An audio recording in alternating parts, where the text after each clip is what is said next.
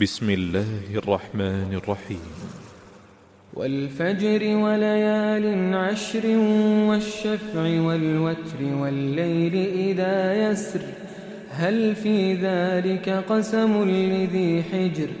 ألم تر كيف فعل ربك بعاد إرم ذات العماد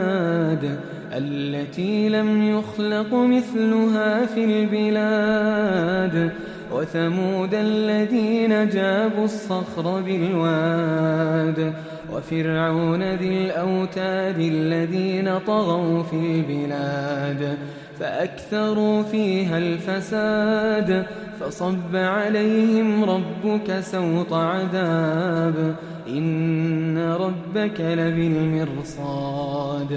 فأما الإنسان إذا ما ابتلاه ربه فأكرمه ونعمه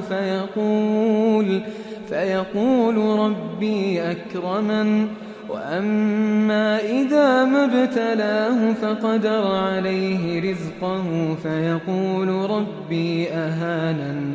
كلا بل لا تكرمون اليتيم ولا تحاضون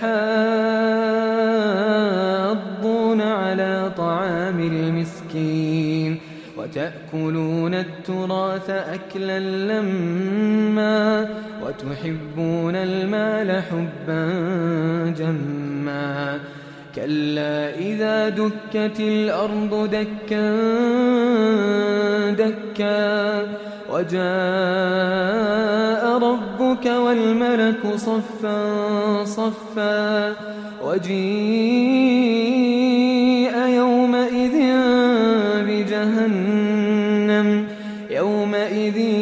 يتذكر الإنسان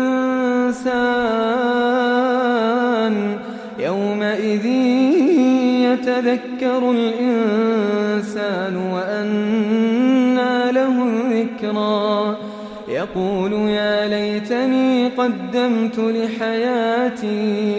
يقول يا ليتني قدمت لحياتي فيومئذ لا يعذب عذابه أحد ولا يوثق وثاقه أحد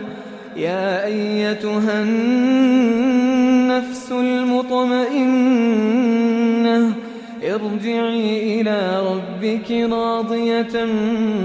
مرضية فادخلي في عبادي وادخلي جنتي.